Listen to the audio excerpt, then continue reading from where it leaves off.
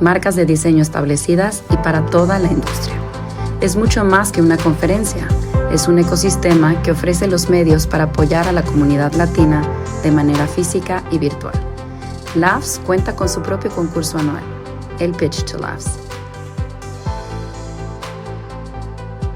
y también con una plataforma de networking online, Tribu by Laughs. Es un líder en creación de contenidos y es una comunidad de líderes y profesionales que aspiran a crecer dentro de la industria creativa. A través de su Laughs Tour, sus fundadoras recorren la región creando una comunidad. Con Laughs Experiences, Laughs organiza eventos personalizados para marcas.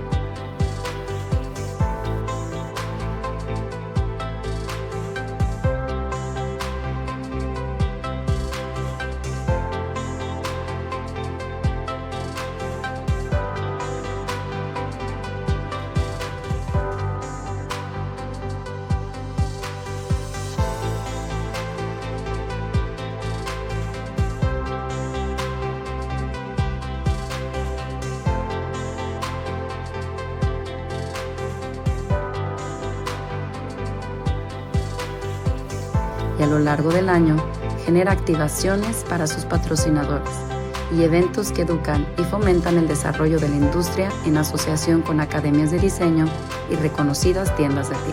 Que sigue una nueva propuesta, Raíces by Laughs, que aspira a traer el mundo a América Latina para enseñarles sus riquezas naturales, su artesanía local, su herencia cultural y fomentar el turismo en la ciudad sede y en la región. Síguenos en nuestras redes sociales y únete a nuestra comunidad.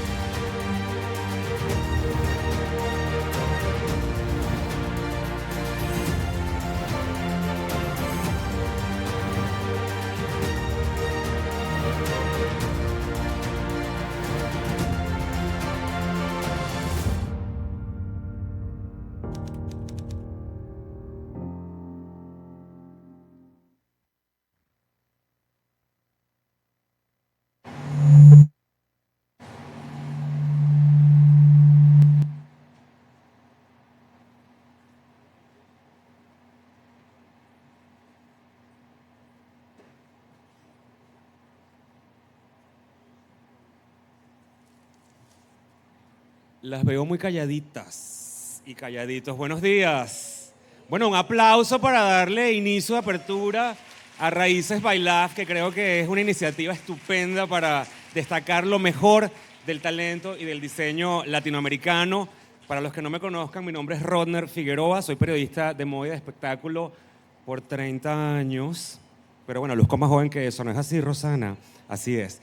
Me complace enormemente estar el día de hoy aquí como maestro de ceremonias y ver tantas caras conocidas, amigos, colegas, belleza, Lisette, hermosa, porque creo que esta iniciativa que estas dos mujeres brillantes, amigas, queridas, talentosas, visionarias han creado, creo que nos han permitido encontrarnos en un espacio donde nos encontramos y nos fortalecemos como región y como talento. Y como bien digo, no solamente destacando lo mejor del diseño, sino también la parte más hermosa que son nuestras bellezas turísticas, como lo es esta zona colonial de Santo Domingo, que está llena de historia y es un lujo para nosotros estar aquí. Así que un aplauso también para la República Dominicana y para sus grandes anfitriones, que son los dominicanos. Ahora, las veo a todas muy tímidas. Quiero que en este momento todas saquen su teléfono, por favor. Todas, teléfono en mano, arriba el teléfono, abran la cámara. Yo me voy a parar al centro, me toman una foto, por favor.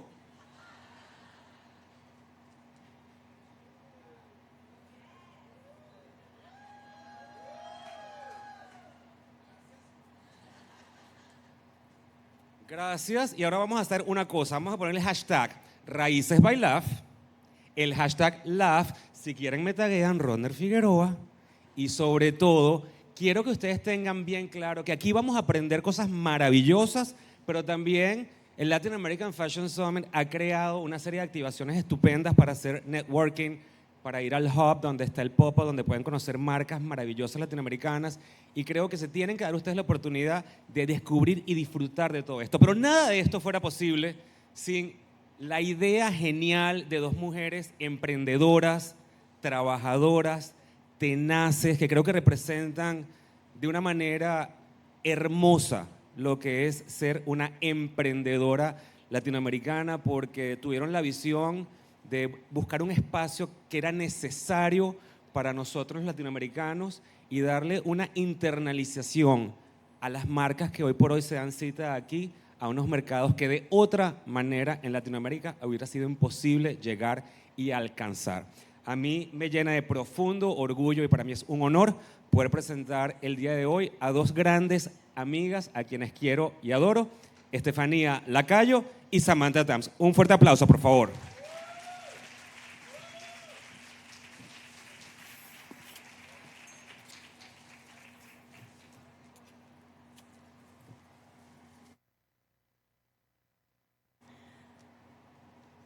Muy buenos días a todos. ¿Cómo están? Mi nombre es Samantha Tams. Mi cofundadora Estefanía Lacayo y yo estamos felices de poder materializar este sueño por el cual llevamos trabajando mucho tiempo y que definitivamente en un gran lugar como lo es Santo Domingo, Ciudad Colonial, República Dominicana. En nuestra última edición en Miami soñamos con llevar América Latina al mundo.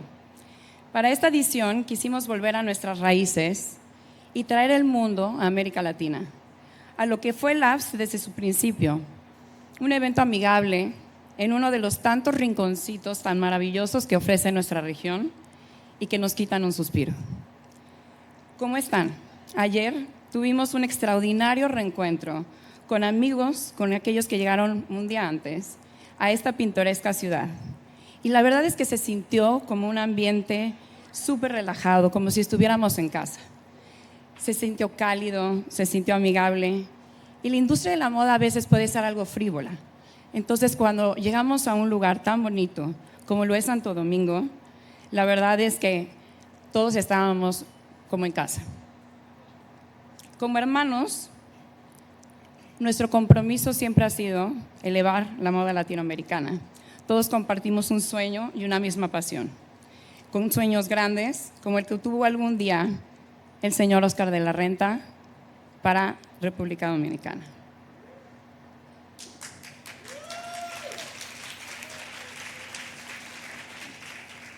O como el sueño de tantos dominicanos que hoy triunfan a nivel internacional y que en esta edición logramos traer de regreso a casa para celebrar sus éxitos también. Yo quiero agradecer a todos por acompañarnos, pero en especial al ministro David Collado, a Marca País, a Ligia Bonetti, presidenta ejecutiva de Grupo SID, CCN, Volvo y BHD, entre todos nuestros otros generosos patrocinadores, por crear en este sueño y ayudarnos a hacer lo posible en esta mágica ciudad, colmada de historia, colmada de vida, colmada de pasión latina. Los invitamos a que descubran cada rincón de Santo Domingo. Esta edición se está realizando en el marco de Design Week, para también la celebración de diseñadores latinoamericanos. Me gustaría que en este descubrimiento de toda la ciudad agarren cada rinconcito y regresen a su casa con un pedacito de la República Dominicana y de Santo Domingo. Muchísimas gracias.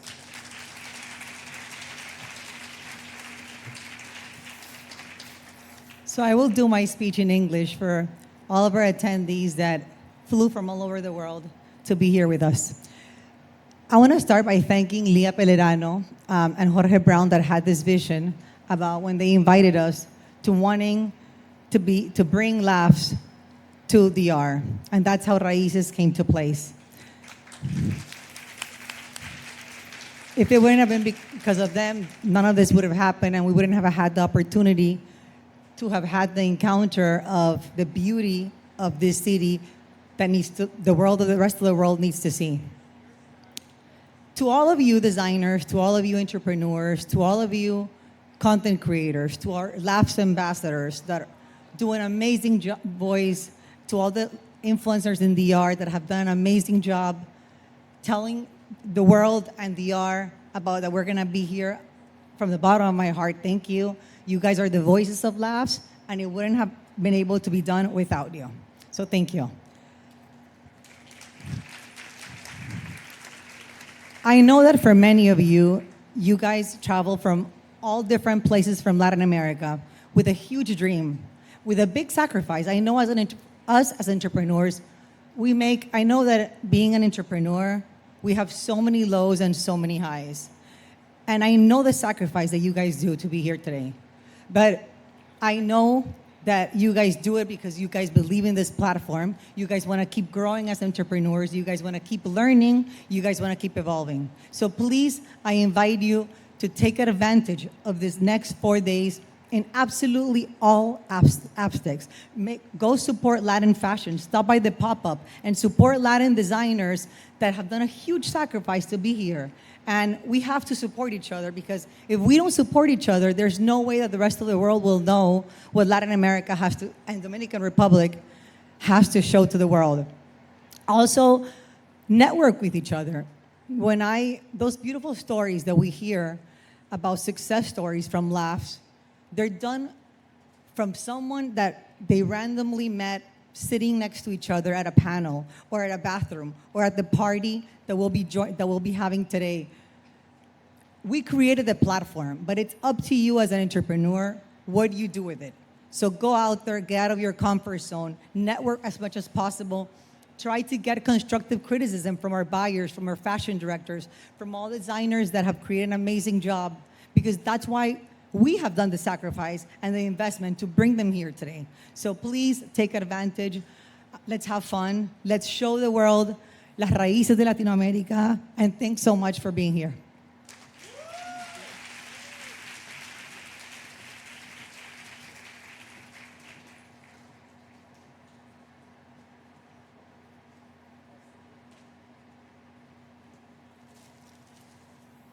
Las quiero y me quedo corto. Yo creo que un fuerte aplauso se merecen estas dos niñas maravillosas que representan lo mejor del empoderamiento de la mujer latinoamericana, y sobre todo que aquí no estamos para competir, sino estamos para colaborar, y las marcas tienen que aprovechar eso, como bien lo ha dicho nuestras queridísimas Esteban y Samantha. Y qué mejor nombre para este evento que sea Raíces, que nosotros estemos orgullosos de dónde venimos, de nuestras raíces, de nuestra cultura y de nuestra artesanía. Un fuerte aplauso, niñas.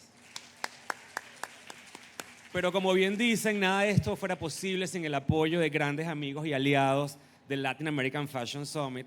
Y para mí también es un gran honor presentar a una mujer que está vestida bellísima, además, que creo que eso es importante recalcarlo. Como todas las que están aquí están... Ay, Blue, buenos días. Titina, bienvenida. Y creo que es muy lindo esta oportunidad que tenemos de aprender de lo que otras mujeres han ya cosechado, porque veo aquí muchas mujeres y ustedes tienen un poder enorme, que eso nunca se les olvide. Entonces vamos a presentar ahora a la señora Ligia Bonetti, que es la presidente ejecutiva del grupo SID. Bienvenido, un fuerte aplauso, por favor.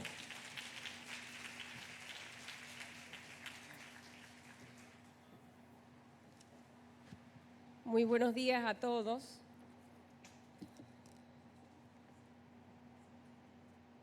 Aunque está por ahí atrás, al honorable ministro de Turismo, David Collado, muy buenos días en el día de hoy.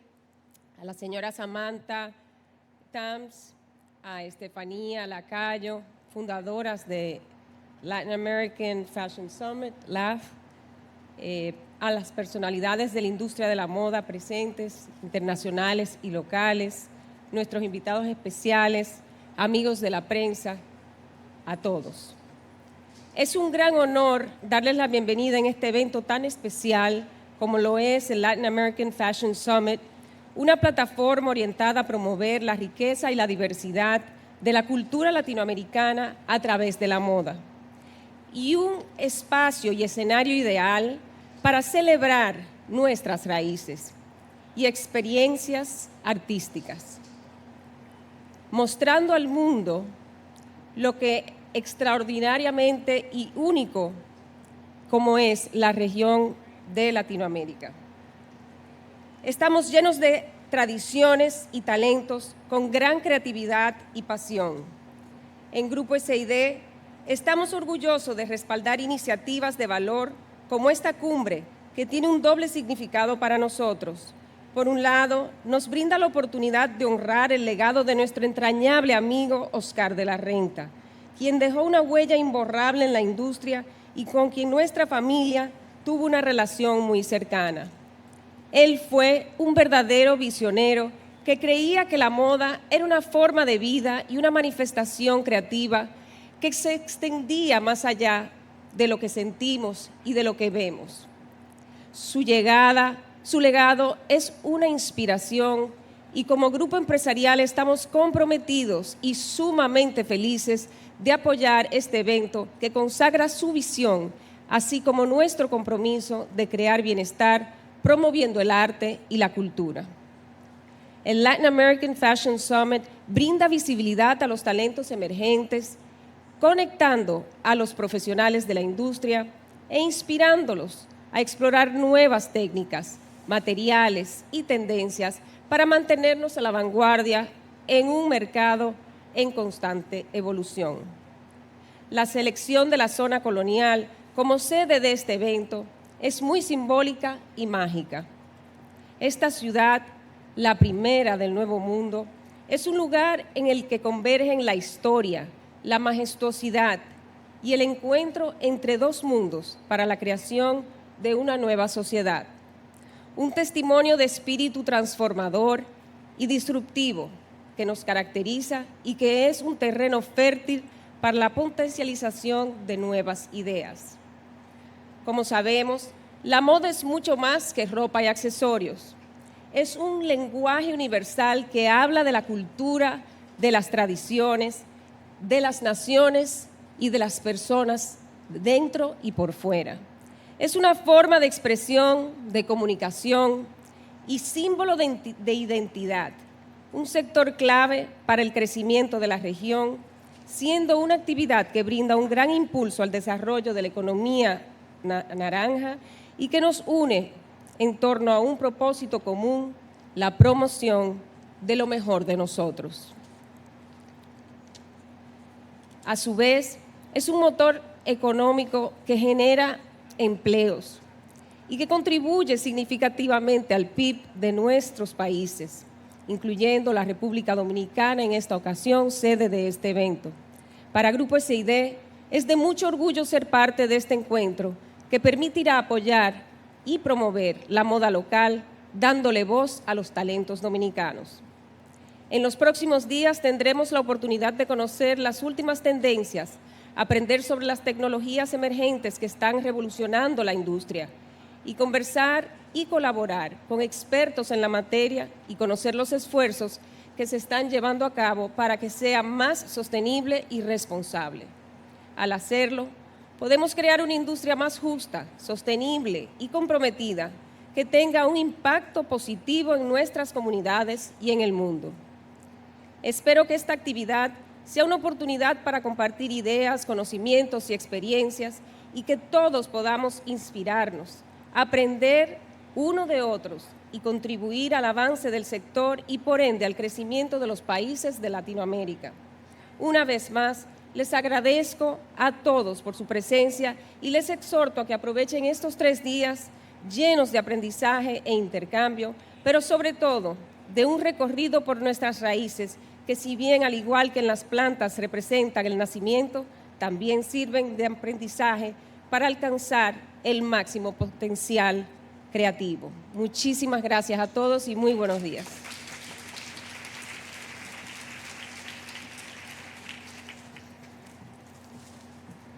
Muchísimas gracias, Ligia, qué bonitas palabras y además una reflexión muy linda de las raíces, es verdad. Los árboles más altos, no se les olviden, comienzan desde el punto más bajo, o sea que todo punto de comienzo siempre es una raíz importante.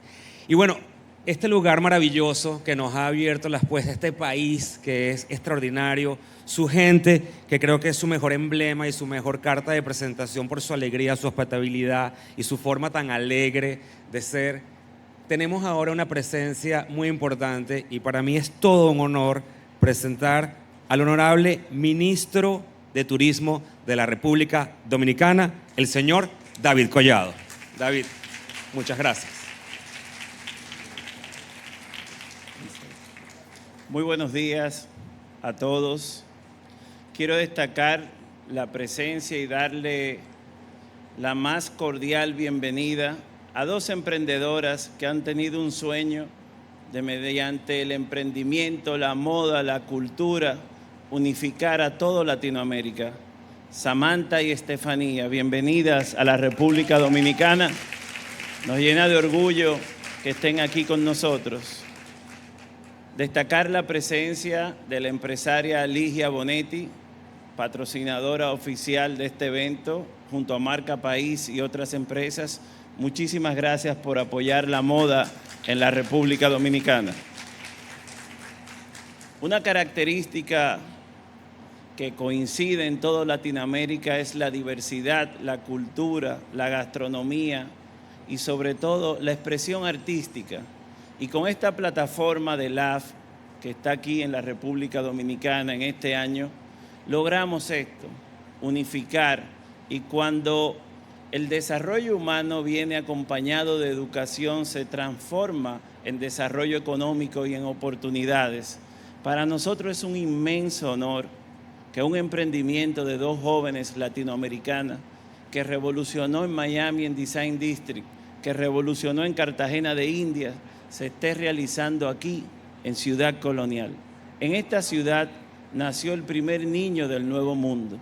Tenemos la primera catedral, el primer palacio de gobierno y en medio de estas paredes que tienen tantas historias de la fortaleza Osama que servía de defensa a esta ciudad, nos sentimos orgullosos que inicie en la mañana de hoy un evento como este. Cuando se conjuga la educación con el talento, con las oportunidades, viene el desarrollo económico y viene el desarrollo de nuestra gente. Nosotros creemos firmemente que el desarrollo humano se expresa en el desarrollo de las personas y de los hogares. Y lograr que grandes ejecutivos de empresas internacionales estén aquí, lograr que editores de revistas, periodistas, expertos de moda, modelos estén en República Dominicana y puedan rozar con talentos dominicanos. Simplemente esa es la visión que tenemos en la República Dominicana. Y como ministro de Turismo y coordinador del área de turismo del Gobierno de la República Dominicana, creemos firmemente en la diversidad del turismo. República Dominicana no solo es sol y playa. República Dominicana es arte, cultura, gastronomía, historia. Y por eso este evento viene de la mano de las visiones que tenemos en nuestro país. Quiero pedir un fuerte aplauso para LAF, para Estefanía, para Samantha, que con mucho esfuerzo están aquí, con mucha dedicación, y para los patrocinadores, el Grupo SID, Volvo, Banco BHD. Y a todos los invitados internacionales, bienvenidos a un paraíso, a una isla que está en el mismo trayecto donde sale el sol. Y si se quieren quedar a vivir aquí, bienvenidos.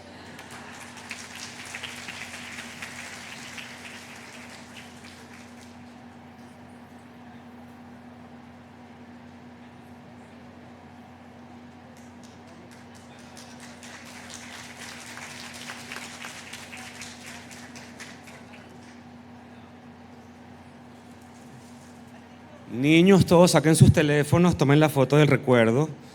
Muchísimas gracias, David, por esas palabras. Nuevamente, gracias por ser el anfitrión para todos nosotros en tu país, que a partir de hoy nos llevamos todos un pedacito de República Dominicana en nuestro corazón. Así que un fuerte aplauso.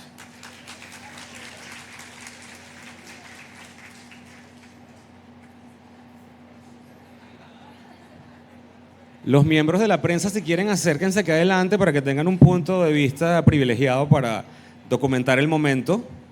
No de nada.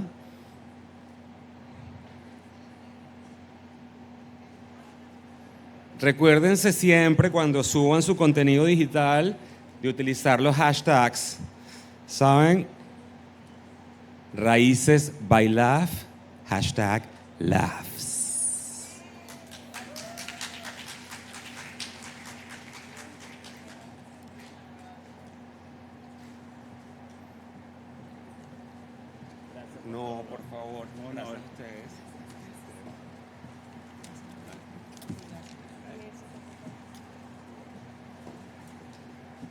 Bueno, despidámoslos con un aplauso.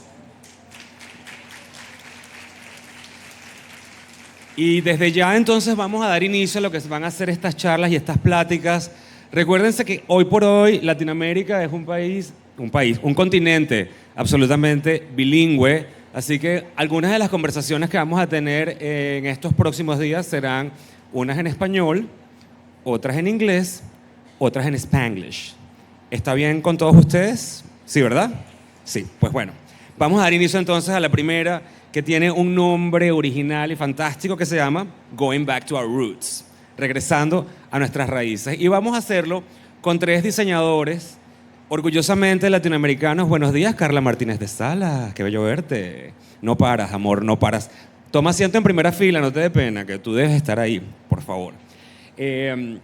Para todos los que tienen su marca, acaba de llegar la editora de Vogue Latinoamérica en México, se está sentando en primera fila, la abordan, la saludan y dice, Ronder Figueroa me mandó a que me presentara contigo, porque para eso es Raíces.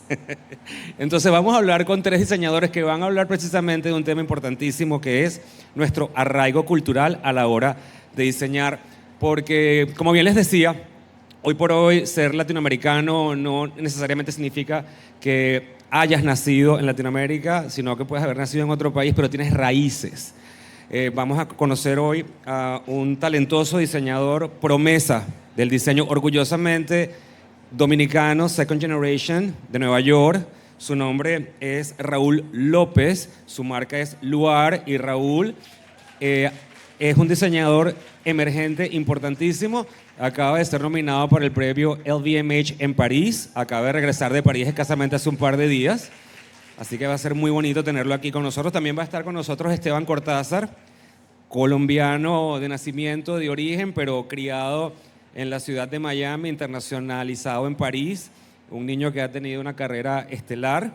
Y también va a estar con nosotros Christopher de Caballero, que tiene raíces peruanas que corren por sus venas, pero es uno de los co-designers de la marca Pilotto. Así que para mí es un orgullo presentarlos. Así que vamos a darle la bienvenida a este primer panel, Going Back to Our Roots. Adelante, niños.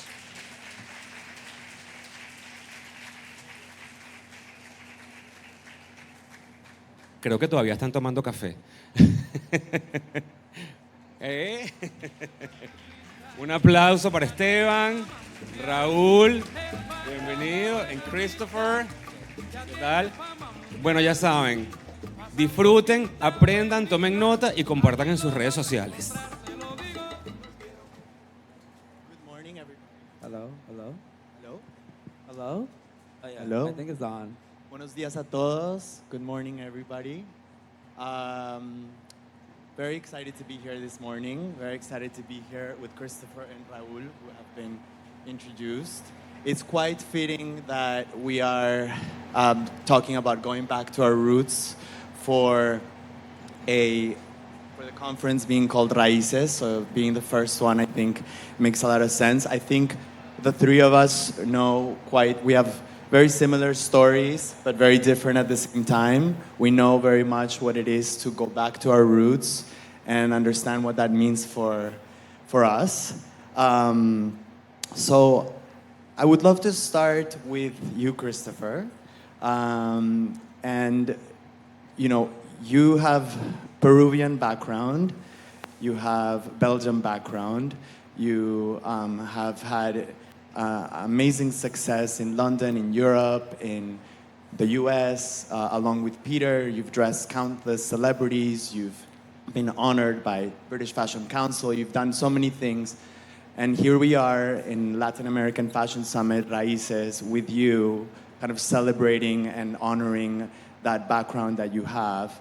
And I'd love to know, what brought you here? And why is it exciting for you to connect with that part of your life now? Buenos días, everybody. When I got invited to come here, I was excited to know that you guys were on this panel because I think we share similar background. We're our mixed heritage and all of this, and. So my story is a bit I obviously studied fashion design, and my partner and I had a brand for 14 years called Pilotto, And we had success in all of this, and we were showing in London and doing the whole fashion circuits and the fashion, you know, like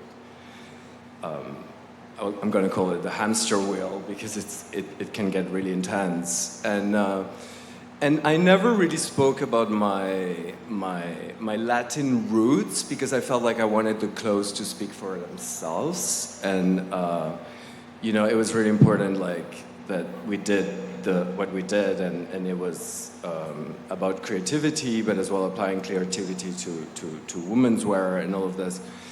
And when we stopped the brand in 2020 to take a break from it all, and then pandemia started and all of this, we happened to spend a year in Ecuador, in South America, where I actually grew up between 13 and 14. And spending a year there, I just realized how I never spoke about my Latin roots, but how important they were. You know, like reflecting back on all those years and seeing the body of work that we did. I mean, there was definitely something super Latin about. Yeah, I was gonna say that. Right, like we did the whole ruffle dress, we did that, you know, we did so many things, prints and colors, and that is definitely, I think, from my upbringing and what I've experienced as a teenager and child and all of this. So I realized, you know, I should talk about it. We should be talking about it because being Latin has definitely, well, having a Latin mom definitely has an impact on on your aesthetics and on your views and, you know, like, and on fashion. I think that's definitely, a huge plus point. Yeah. So, I agree, and I relate to a lot of that. And Raul, you know, I think one of the things that we have in common, the three of us, is that we know what it's like to be in that hamster wheel, get out of the hamster wheel, stop something, restart, reinvent ourselves in different points of our career. Raul, you know, I remember when you started Hood by Air years ago, and I was a big fan, and then you are, you know, killing it with Luar right now, and you're having such a great momentum. And you speak a lot about your community, you speak a lot about your roots as Dominican, where we are. And tell us a little bit about the importance for you of being Dominican and the community aspect of it, and what being Latin means to you as you are embarking into this great moment for Luar right now. Hola, ¿qué tal? I think Never done this before, like trying to be the host. For me, I think a lot of my collection is really inspired by my Dominican roots. I mean, Dominicans drill it into you. I mean, I'm a Dominican from the diaspora, but I think being born and raised in New York and being deported here every summer, right? Like, it's like a thing that they do. They like ship you to the Dominican Republic every summer. I think it was a way to like teach us. Like my mom always said, like, you know, we won't speak to you in English because you're gonna learn that in school. So it was like, you know, they had this whole like routine that I feel like a lot of my friends and family do. It was already kind of like embedded in me to like really appreciate my Latin roots and like being Dominican.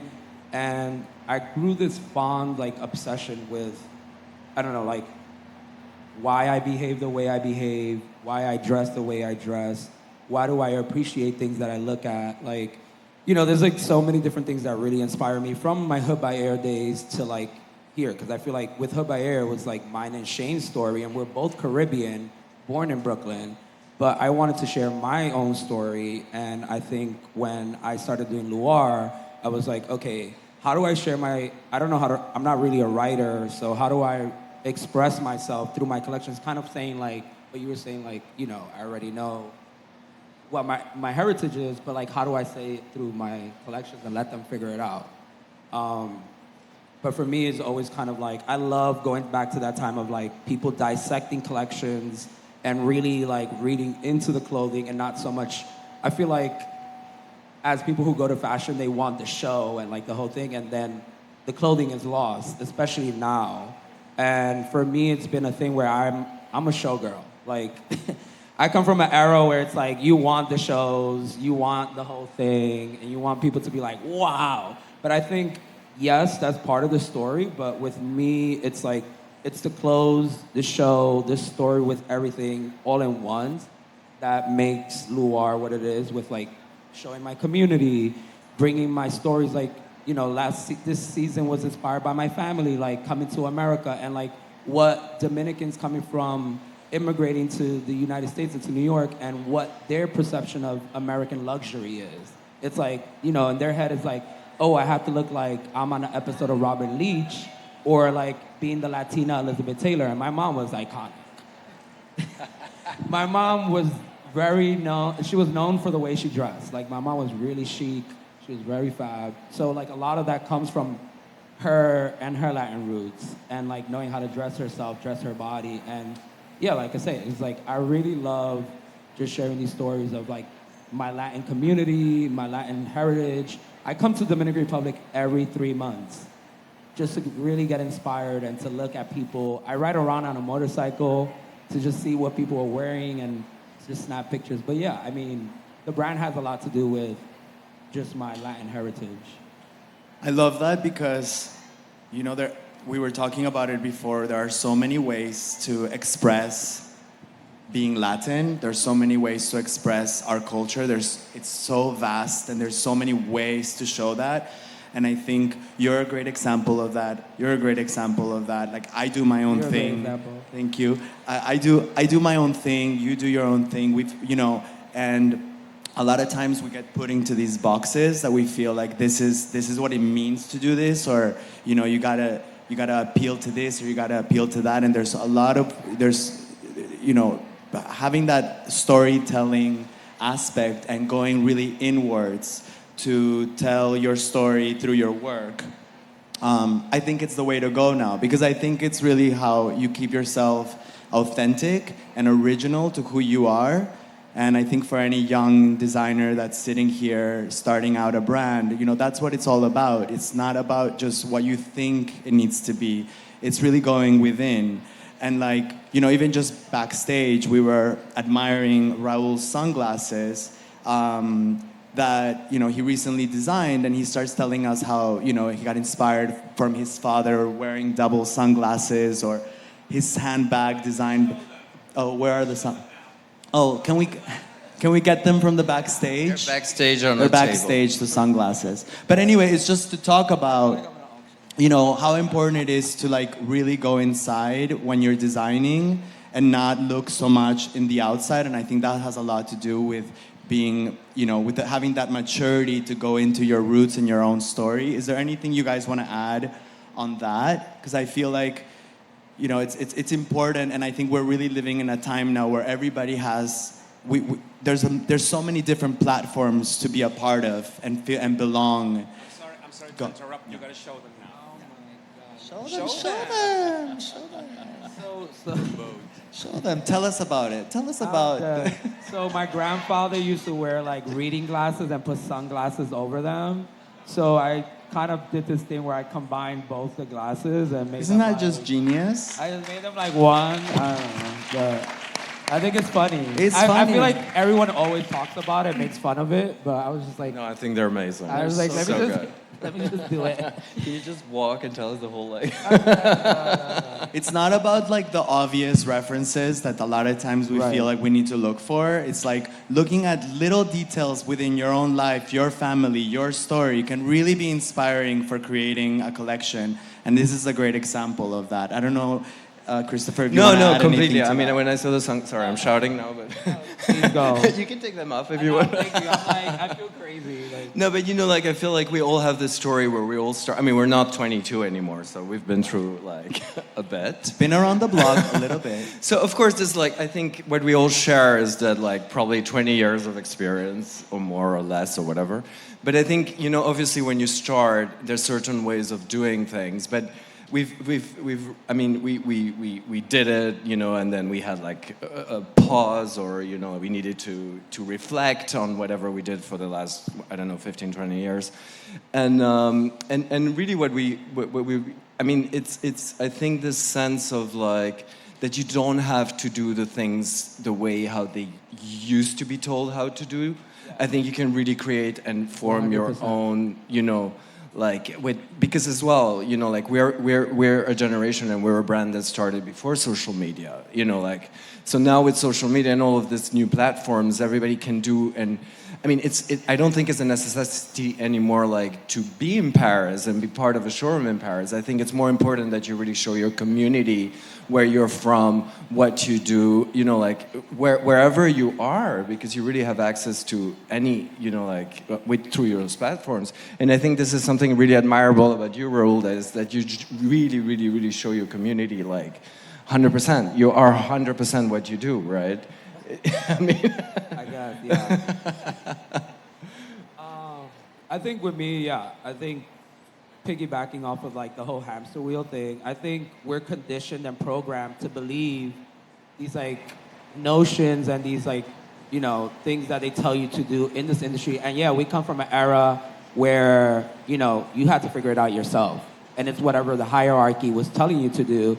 And I think you have to do all the trials and tribulations and like fall on your face, get on the hamster wheel.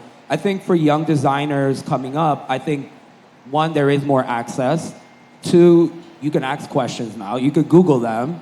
And it's like all these platforms for this. And I think for me, it took me falling. I mean, from Hood by Air, I mean, we kind of changed the game at one point where it was like, holy fuck, like who are these guys? Like, you know, we both come from like these like urban dystopias and, you know, we kind of shook the industry up and then I just kept going.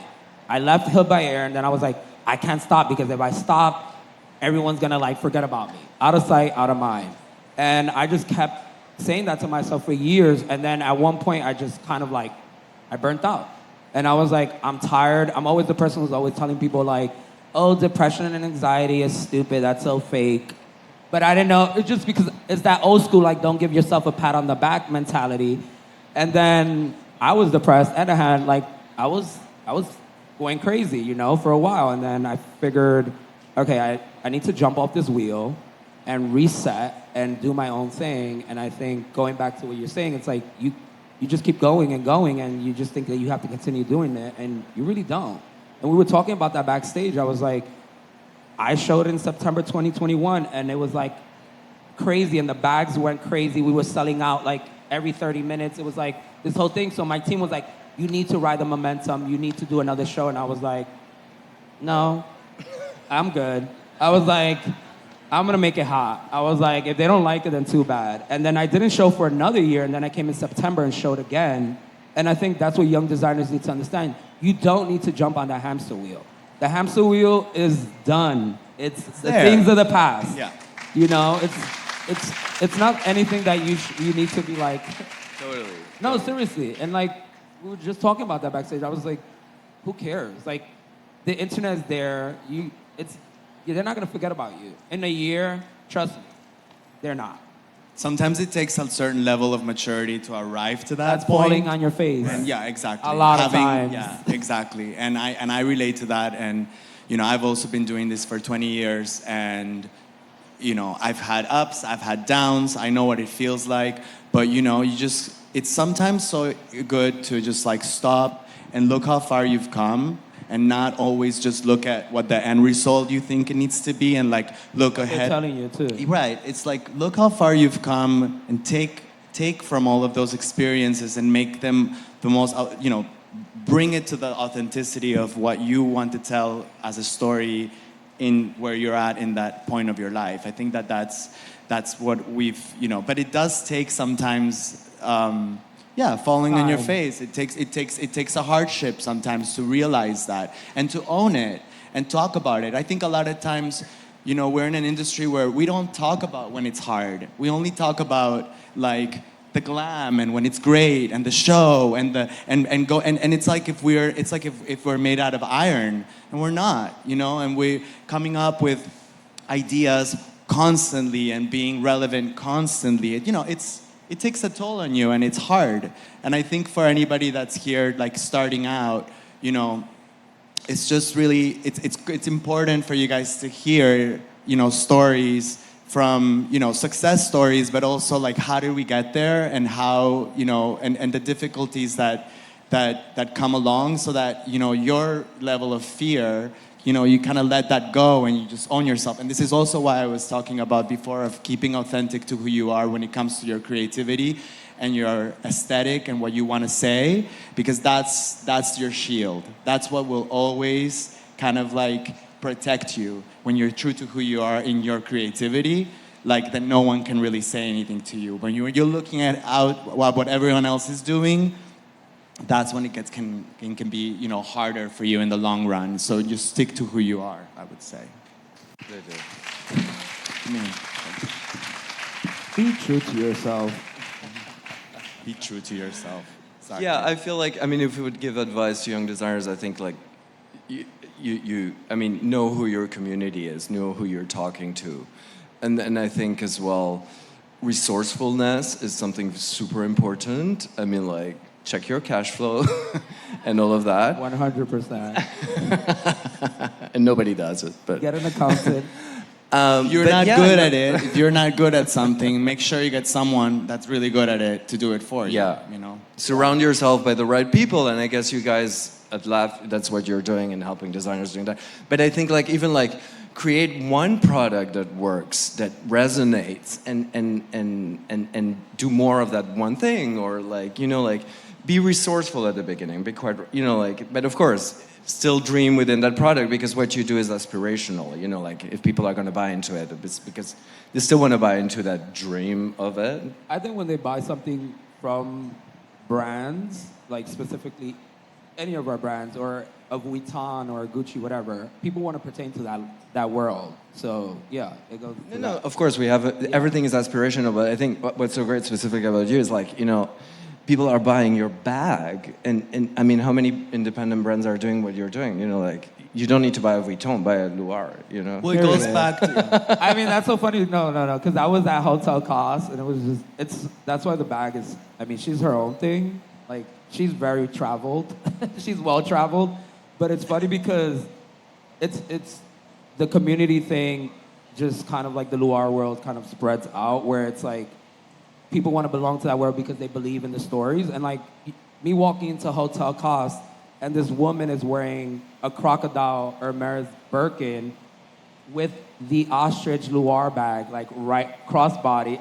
The perfect juxtaposition of two worlds colliding. That was it. It's But I think that goes back about I don't know if that lady was Latin, but I think she wasn't. She was. She definitely wasn't. She was a French woman. Yeah, okay, but I think this is really important, worlds colliding. I think this is such an important word for right now. I feel, I'm going back to the Latin roots, but what is being Latin? I think it's about that worlds colliding is really important. We all have a bit from everywhere, but we identify as Latin, but I think it's really important not in a way to stereotype what Latin is. Yes, 100%.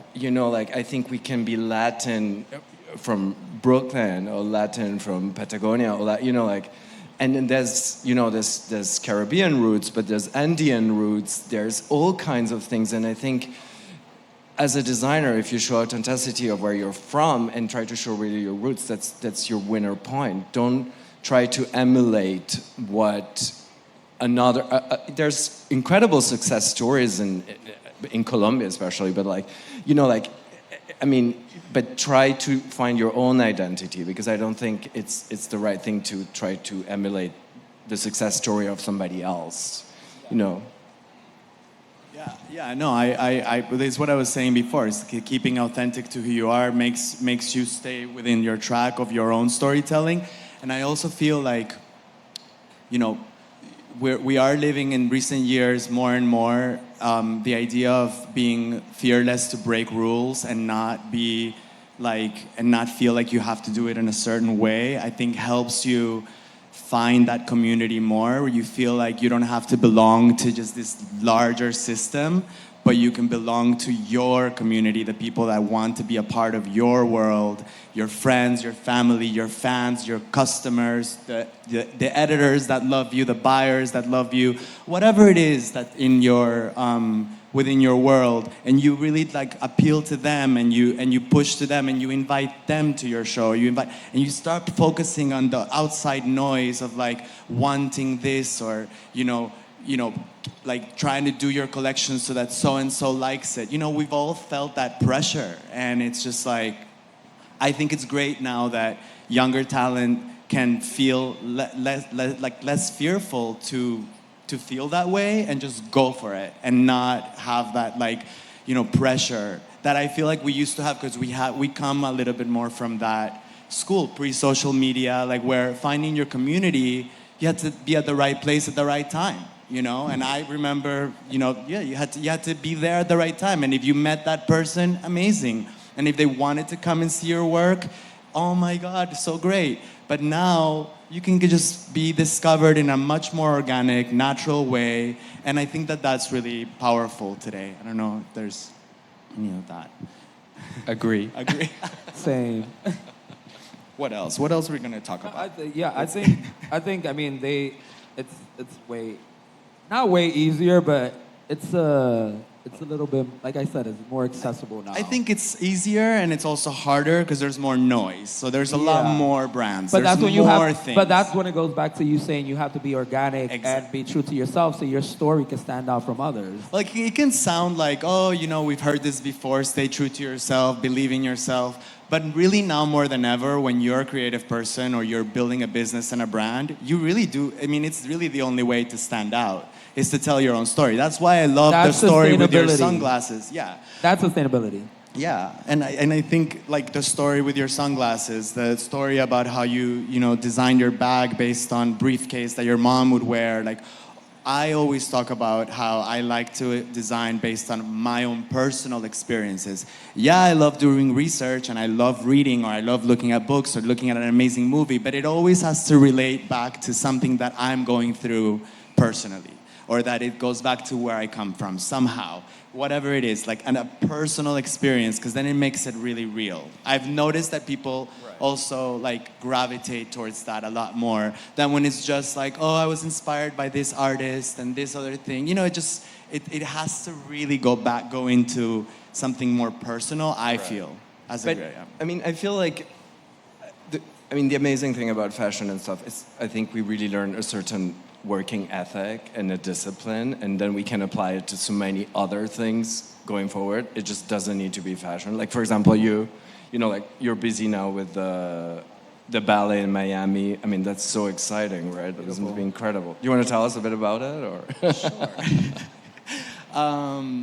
Yeah, well, I think in recent years I have realized something that I've always felt, is that my creativity goes far beyond doing collections to sell collections and show them and being in magazines or dressing celebrities. I love all of that, and I've done it for a long time. But I also love putting my creativity into worlds that I don't know. Right now I'm doing the ballet, the Miami City Ballet. I did the New York City Ballet back in 2021. And it's projects that fill my heart and fill my mind and my soul, because I learn about worlds that I would normally not know about or be part of, and seeing what the backstage is of a ballet, or the way that the dancers have their own pressures, or the choreographers, and the fact that the pieces have to be functional to be able to dance, and that's the pressure, instead of whether it's going to sell or not. Or whether if there's going to be a good review or not, or you want it to work and have that movement and the fabric to echo the movement of the dancer. I think that stuff just makes you, I don't know, it really enriches my creativity. So I love working on, opening my world up. And also for me, I spend and be creative, and right? be fully creative without anything that makes you cloudy in your mind about it. And also for me, you know, I've lived in Paris now for 16 years, but I grew up in Miami. I was born in Colombia, lived in New York for a bit. Like I've had different moments, but Latin roots for me have been at the center from the very beginning. But I think now I'm at a point where I realized that I had not forgotten, but just kind of like, you know, put aside like a lot of moments in my career that really made Esteban Cortázar, you know, like it really, you know, like my Miami time when I first started, when I first showed in New York, you know, and all of that, and coming back to all of that as a reference has also been very inspiring to me. And I put that into the ballet, and I put that into any new collaboration that I'm doing. And I expand my worlds. Like it's about expanding your world, not staying in a box that says like, this is what you're doing, this is your aesthetic, this is your vibe. That's it. That's what you're doing for the rest. I'm like, no. Like, what if you change? What if you meet someone that influences you creatively and you start changing your aesthetic? It's like it's okay. You know, you don't have to be one thing. And in general, we're taught that we're supposed to be like one thing, not change, not evolve. Like we can, but within that same world. And I lost that fear a while ago. Like yeah, it comes with maturity. Yeah, and life experience, right? I think so. Yeah, it had supposed to come with maturity, I think. Yeah. If it happened before, then it would be like a little bit backwards, I feel. Like you have to go through things to come to that. If you would have asked me 6 years ago whether, you know, I would consider like moving part-time to Miami again, which is what I'm doing now, I would have told you no way. I just thought that was a moment in my life that was like done. But then I love Miami, so I want to be back there a little bit more and fuse my worlds together and not be afraid of it. And I do think that we are able to do it now because, like I said before, you have that community that supports you, so you feel like you feel like you have your community's back, and you know, or they have your back. I mean. Completely. No, I totally agree. I mean, we're ourselves working. We stopped the brand, and now we're working on this new project that encompasses more in like interior things. So, and what we realized with Pilotto was like, you know, what really excites us is always the textile side of things and the colors and the textures and embroideries and jacquards and all of this. So I was like, you know, why do we need to restrain ourselves and apply what we know and have all that knowledge just into, you know, clothes? You know, we can do that into all kind of other things, you know, into a house at home, you know, all of that. So I feel like applying what we know, and as well, you know, having that discipline that fashion helps you, you know, to that you get, and applying it to other means is so exciting. And when you do things your own way, then you have the time to put that time into other things you want to do. When you're going all the time Well, with that's these something shows, you learn with experience. You learn, well, yeah. But also, like you're saying, with the whole creativity thing, it's like, I think also that's another thing when you kind of learn that you can do other things and you kind of free yourself from those shackles is kind of really a really life-changing experience. Because like we spoke, like I do the hotel, like who ever knew I was gonna do hospitality? Like I love hospitality, but you know, I was doing like from landscaping to like furniture design, the whole thing. And I think when you're creative and if that's what you want to do, like you said, you don't have to box yourself into this little box that everyone is like, okay, this is your aesthetic and this is what you do, and just stay right there. And it's like, now you're like, no, I want to make a chair. Well, I want to make a sofa. But it was very inspiring when I met you, because that's why I mentioned it to you, because I remember when we met that time and you were talking about this hotel and, you know, doing the interior, and that you were planning this big Halloween party and all of that. And I'm like, that sounds so much fun.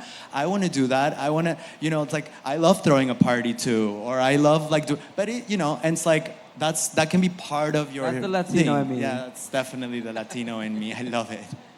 I love a good I want a dance. soiree always. No, and I think it's really an exciting moment to be Latino in all of this. You know, I think there's a lot of our culture that is coming out there, the best and the worst. 100%. And no, like I just want to tell that story when this Netflix documentary came out. Was it a couple of years ago? And my friends were like, "Oh my God, there's this amazing guy. He's incredible in London. Everybody loves him." I mean, you know, nobody knew about him. And I'm like, "What?" And he's like, "Walter Mercado." And I'm like, Oh my God. "Oh my God. I mean, I know him since I'm 10. You know, I follow the horoscope, everything about him. Really?"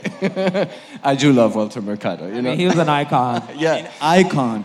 I used to imitate the girls at Primer Impacto, like for my parents, all the time. All the time. It was like, I used to love, you know, it's like this news show at 5 o'clock every afternoon on Univision that I used to like watch religiously. And at the end of the show, there was always Walter Mercado doing his pero sobre todo amor, you know?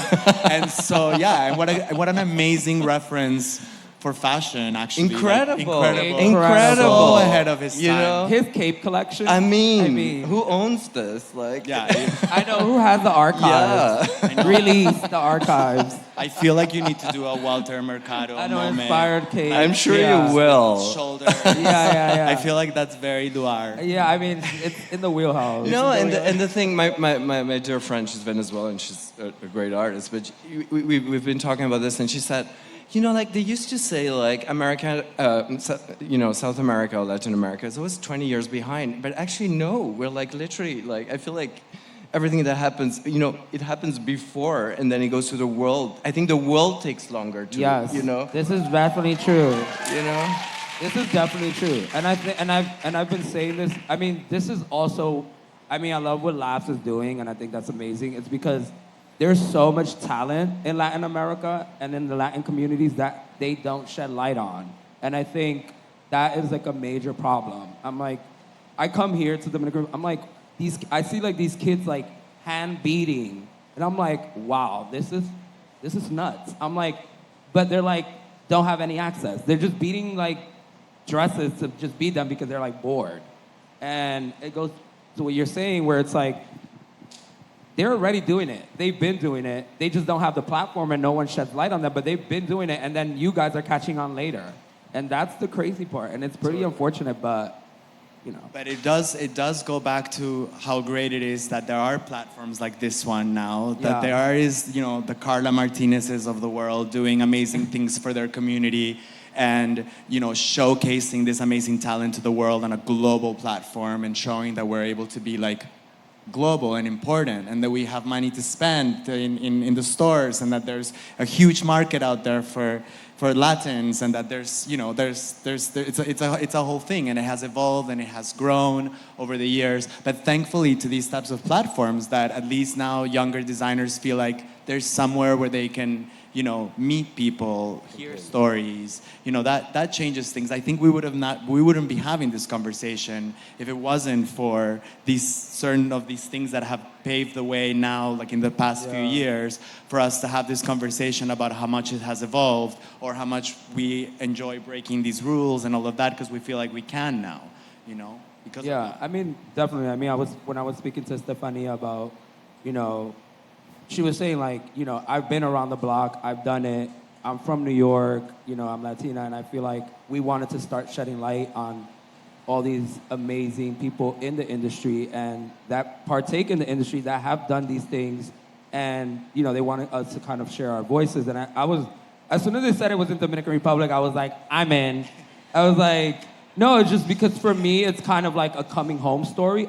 I'm not born here, but for me, it was just, when my friend hit me up, she was like, hey, you know, they reached out and I looked at, and I was like, I had already heard of it, like, cause like they have done it. I think it was Miami you guys did, right? And I was like, okay, this is fab. And then when my friend told me, I was like, oh no, I'm doing it. And then it was like, and it's in Dominican Republic. And I was just like, this is really an amazing moment right now, especially for like the Latin like community and for people who aren't in this industry to kind of hear different voices and different speakers and, you know, that are from all different walks of life. I'm like, you're in Europe, you were in Europe, I go to Europe, but we all have kind of this like connection because we go to America and we go to all these different spaces and all these different places and we absorb from all these places. And we're like sponges. As creatives, you want to absorb all these things and speak to all these people. But then you also learn through all that you got to fall on your face and you got to do the whole thing. And then you wind up on this couch and then you're talking to everyone about your downfalls and your success. Yeah. I mean, I remember and we mentioned it last night, but my first breakfast with Estefania about laughs, where she talked to me about this idea years ago, which I can't believe, like everything you've done, it's like incredible, because now you do all these micro events and you go to all different types of countries in Latin America, so you involve those communities in, and you really go into the detail, and it's just, and I remember from that time, I remember you would tell me, certain people that would tell you, well, good luck to that, and I don't know how it's gonna be, and there's so much competition, and is there really enough community for you to, put this platform? And look, you had to do another conference called Raíces to be able to keep up with the demand. But bravo to them. But yeah, how are we with time? I don't know. Are we? Yeah, oh, okay. Yeah, so actually this is from... Wow, there's a timer. So there is, I think this is a perfect kind of panel to have questions, if there are any questions from the audience that you would like to know from us, anything in particular within our stories and our experience. So if there's any questions before we wrap up. Wendy? Question? Right, before anything, I'm gonna thank the three of them, because just like Samantha and I, when we had this dream about creating Raíces, one of the first people that I called up was the three of you guys. I mean, I think obviously Esteban has been a dear friend, the biggest supporter. I always say the people that came up to Mexico and that believed that Samantha and I were putting together an event, and through Instagram, it's pretty unbelievable. And you showed up, and you keep showing up, and it's amazing, and thank you, and you're all about going back to your roots.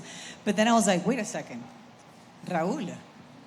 I'm like, I wonder if everyone in Dominican Republic know that the hottest brand out there right now is from DR. I'm like, maybe some don't. I'm like, actually, now that I think about it, I don't think they know. I need to tell them that Raul is, the CFDA accessories winner, that he's an LVMH prize finalist, that he's doing an amazing second generation. When we talk about Raíces, it's not about only the Latins that are in Latin America. It's about all those that migrated, and our grandparents and our parents that migrated for that American dream. And you're an amazing story, Raul, of someone that has worked his ass off, and that the American dream still exists. And that's why I really wanted you to be here today. Thank you so much. That means a lot. And for you, Christopher, I always talk about failures, and now I don't even call them failures. It's like I had a venture where I created a collaboration. One of my first collaborations was with Carla Martinez when she had her past venture, because we've all gone through upside downs, as all of us as entrepreneurs. When she had Piamita with Joe Demer, and I think my second collab was with Peter Pilotto, and I still have some of those products.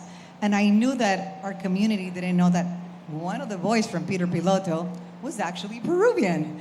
So thank you so much for coming from London, and you're such an inspiration for us. So thank you guys for being here.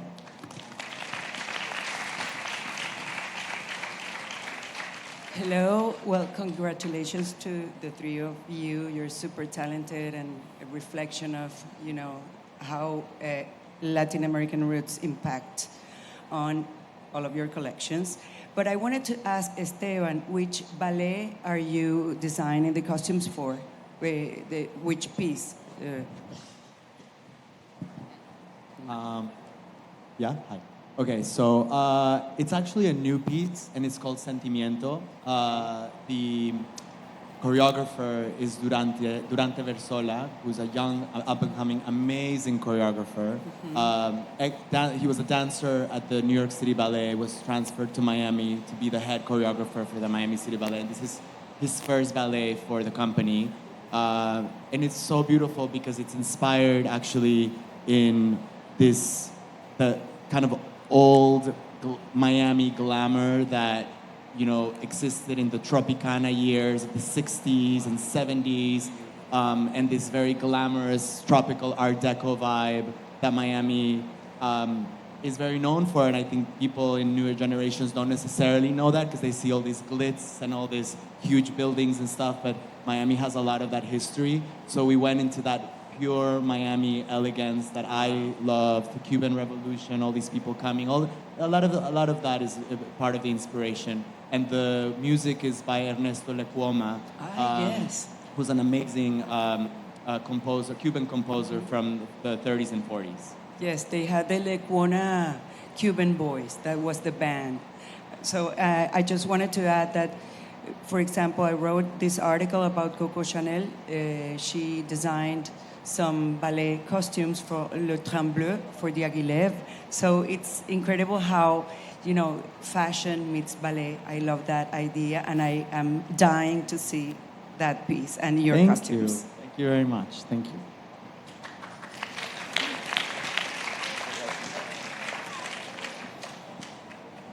It's not working. Okay, it's working. Hi, my name is Maria Conchita. This is a question for Raul. As Estefania was mentioning, I think that one of the biggest challenges that Latin designers face is the fact that as Latins, our community tends to look towards Europe as that's worth my money. And I support a lot of Dominican designers. I'm very proud of all their hard work. And it's one of the things that they face where when the shopper comes in, they're like, oh, but this is this much, but then they pay 3 times as much for something because it's European. So Raul, for all these Dominican women that don't know how awesome you are, what is that first piece that's gonna be emblematic, that is gonna be there season after season, and that you want Dominican women rocking on their arm? What is that bag, and why is it important to you? I think the bag plays a large part of the brand.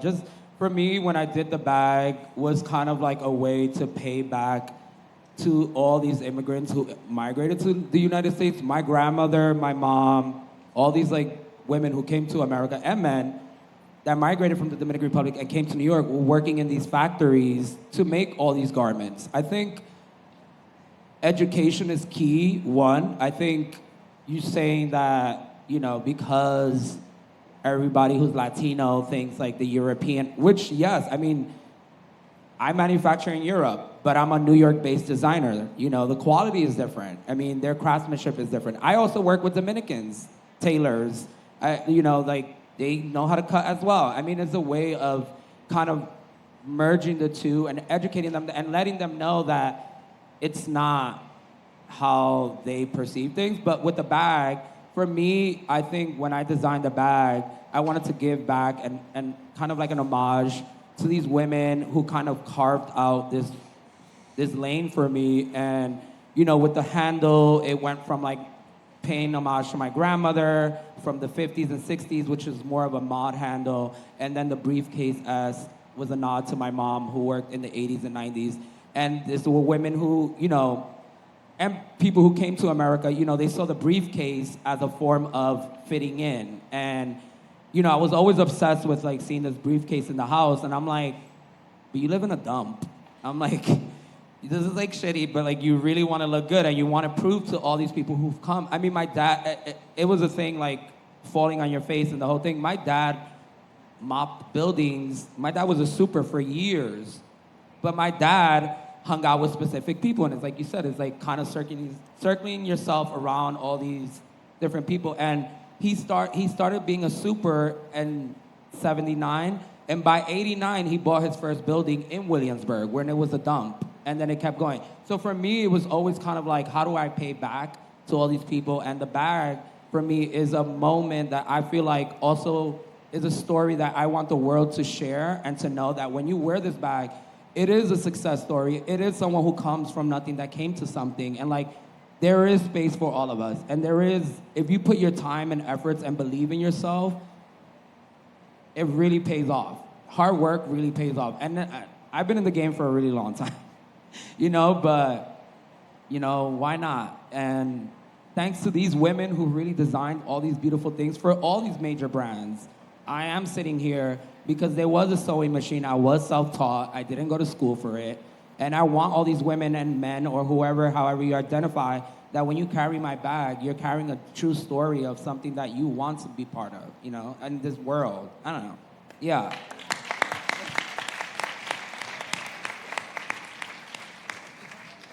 Hi. Hey guys, here. Hello, my name is Carmela Osorio Lugo. I'm a Venezuelan designer, huge admirer of the three of you guys.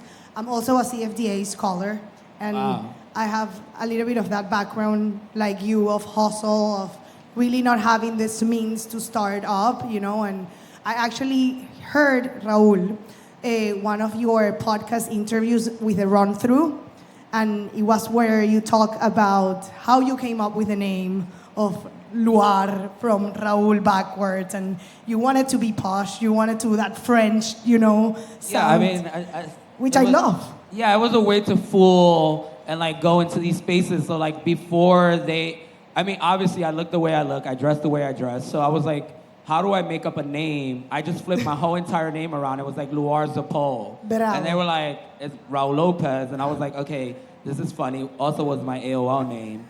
But it was a way of like being able to walk into these spaces because how you were saying, it's like, people have this perception and like they want you to fit into this box. And if that old school mentality, but it worked for a bit. It's very Until they caught on. It's very Oprah of you. Totally. Like Harpo Studios. I did it before her. There you go. But I think it's a beautiful way to, elevate and at Well, the it's same also time... Luar is also a reflection of myself. So flipping the name around is kind of just like, in a way, just telling people like, this is who I am. It's just my name is flipped around because of this mirror image of me looking at myself and telling my stories. And that's where you want to be, and that's where you are right now, and you're at the end a role model to all of us. But my question That goes... means a lot because it really was a long time. I was like, God damn, am I gonna just keep talking about being Dominican and never being recognized? And I was doing it like, and a lot of people think I was born here or I was raised in Washington Heights. No, I wasn't. And it's just like, I was just so obsessed with being Dominican because they drilled it into me. And like, culturally, it's like so rich in culture and in aesthetics, and they're really into craftsmanship. Like if you go out, there's so many people who really, and I really was just like so obsessed with this growing up. And I was like, I just want to be part of it, and like be accepted. I mean, when I started like Caballero, it was like, I wasn't even accepted in that world. So it was just like, but I kept pushing the Dominican narrative because it is who I am. It is how I was raised. It is who I always want to be. And I love being Dominican. You know what? The beautiful thing about your story, honestly, Raul, is that exactly same thing, that you came with no connections, no last name, which is sometimes used in this industry. People here, people there, and you build it yourself. But if you're from true, nothing if you're and true to scratch. yourself, I always say this. Yeah. If you look good, I mean, as a Latino, you gotta always, that's like your mom teaches you that. And when I was a kid, I was like, they used to call me Chalinita because I would always wear a tie. Yes. It was like a thing because I was always like, I gotta look good, and I gotta be fab. Yes. So I always say like, look the best you can always look and just walk into a room where I like to feel like the sun walking into a room full of snow and everybody just melts. There's nothing like just shutting it down and just, trust me, if you can really just be yourself, people will get it. Yeah. Trust me. You don't need to try to prove anything and try to dress a specific way. It works. It always works. If you're true to yourself, it really does. And the question goes, when was this moment? Because I feel like one thing as a creative as well, one thing that we all a little bit suffer is the imposter system or syndrome, or the fact that we think we're never enough, or we think there's something more that we need to do. So when was this moment in your career, having, won the CFDA with accessories, at the LVMH with the bags, everything, that you really said, okay, this is my moment, this is the moment that Raul, like, it's conquering the world, that Luar, it's exploding. Like, this is the moment in which I am 100% myself, and people will digest all that I have to give with my Latin American roots. I think, I'm a little bit on the fence with that, because, like, with me, I've always kind of been true to myself, and I've dressed always, like, if you know me, I've always dressed the way I've presented myself. I've always been true to myself. But I think I'm very old school when it comes to things. Like, I don't believe in getting a pat on the back. I'm just like, okay, done, next move. Like, where do I keep going, keep growing, and sharing my stories and making this global? I mean, I'm really honored to be, like, one of the first Dominicans to ever win a CFDA award, to be nominated for LVMH. And it's taken me a long time because of the imposter syndrome of, like, talking about myself, also therapy. But, I think with me now, I feel a little bit more open to talking about it and sharing my stories, because kids do need to hear this that are coming up, and adults, like, that, you can be successful later on. You don't have to do it right now. You can do it later. You just got to put time and effort into it. And if you really want it, you'll get it. You're not going to get it overnight. I think people just want a turnaround story overnight and be like, oh, I'm done. No, then don't do it. Thank you.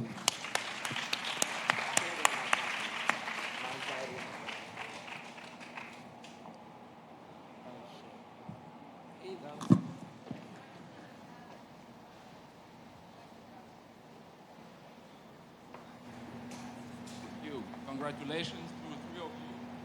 I'm a Belgian living in Santo Domingo already 23 years. So I was in the mic. Bueno. Sorry for that. Yeah, you hear me now? A little closer. I'm Marc Botil. I'm a Belgian living in Santo Domingo already 23 years. So I cannot let Christopher go away without sharing his Belgian roots with us. But I think what you all said is so important, because I'm a hotel designer and my wife is Dominican. She's a fashion designer, but I grew up in Congo. So basically I like to do eco projects. And so I want Christopher to tell us Belgian roots, please. Oh my God, don't get me started with the Belgian roots. Well, really funnily enough, my father was born in Congo as well. So, yeah, I mean, it's really a bit, I mean, it's really mixed up. I think there's a huge luggage with your inheritance. Of course, Belgium has a huge story of colonization in Africa, which, it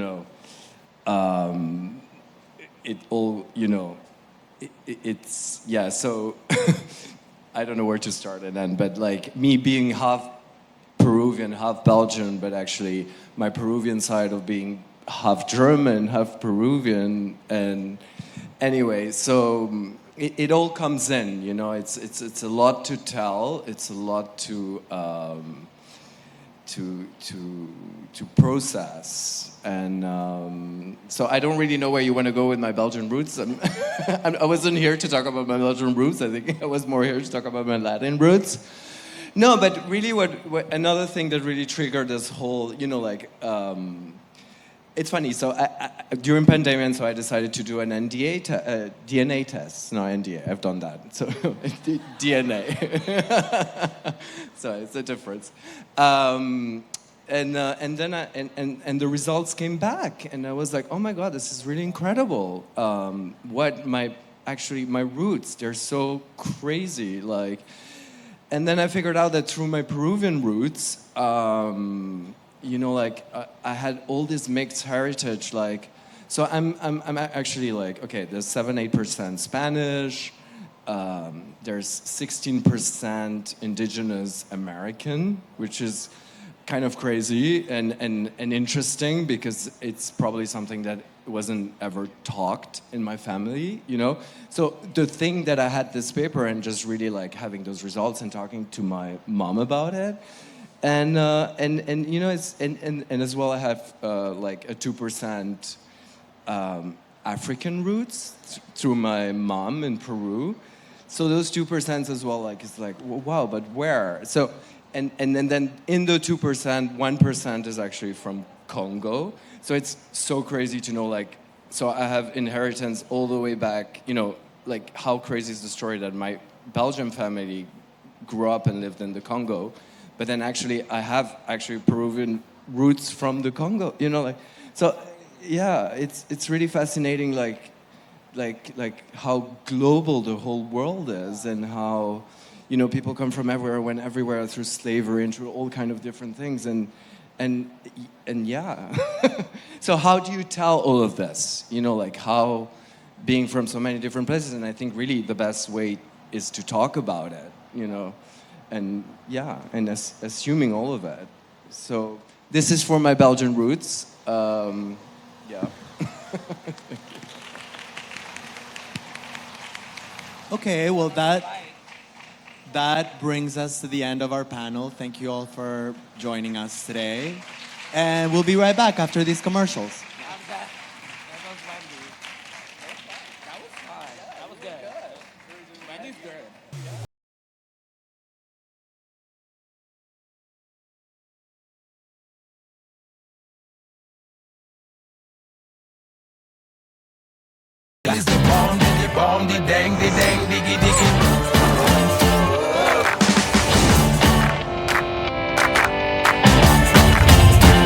The style is the